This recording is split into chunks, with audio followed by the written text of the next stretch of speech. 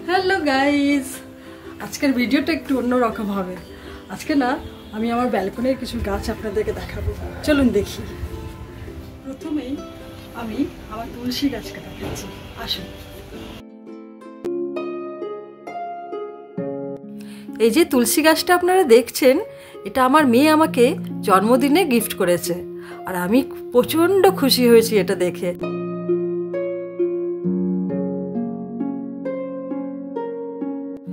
এই দেখুন করলা হয়েছে কি সুন্দর, আমরা অনেক ভেজেও খেয়ে নিচ্ছি, কিন্তু এর মধ্যে দেখেছেন কি সুন্দর ঝুলছে।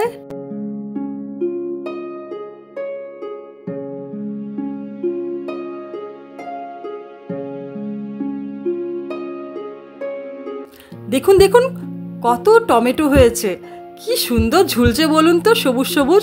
এগুলোই এখন পাকবে, আবার কিন্তু লাল লাল হয়ে যাবে একদম।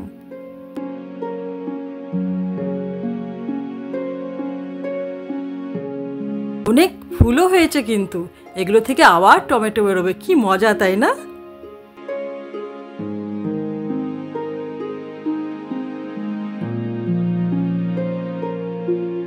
দেখছেন এই লেবু গাছটা, এটা আমি একটা নার্সারি থেকে কিনে নিয়ে এসেছিলাম। ছোট্ট ছিল, এখন বেশ অনেকটা বড় হয়ে গেছে। এটা কিন্তু আমি টবেই লাগিয়েছি। দেখুন কি বড় বড় লেবু হয়েছে, কি সুন্দর ঝুলছে, দেখতে পাচ্ছেন পুরো থোকা থোকা হয়ে ঝুলছে। আর এখন তো কাঁচা আছে, কিছুদিন পরেই এটা পেকে যাবে। আর আমি প্রত্যেক দিন একটা করে তুলি আর খাই। আমাকে এখন আর লেবু একদম কিনতে হয় না।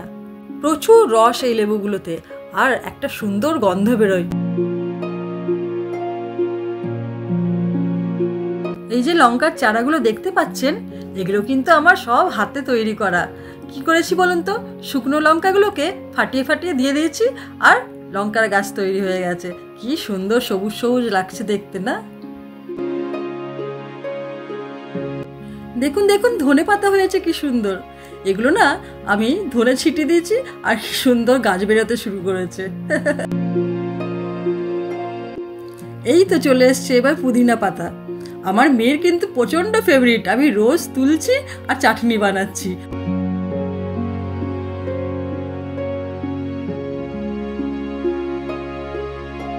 এবার এসছি মানি প্ল্যান্টে। দেখুন কি সুন্দর মানি প্ল্যান্টগুলো হয়েছে। জানেন তো এগুলো কিভাবে লাগিয়েছি?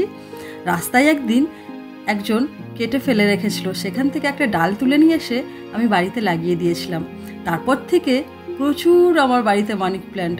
চারিদিকে একটা করে ডাল তুলি আর এক একটা করে টবে বসাই। প্রচুর চারিদিকে মানি প্ল্যান্ট হয়ে গেছে। দেখুন এই মানি প্ল্যান্টের গাছটা কি সুন্দর হয়েছে তাই না? দেখুন দেখুন কি সুন্দর ওপর দিকে চলে গেছে।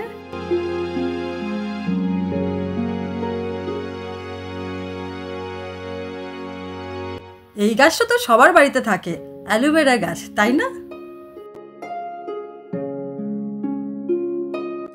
এগুলো আমাদের ঘরে কিছু ইনডোর প্ল্যান্ট।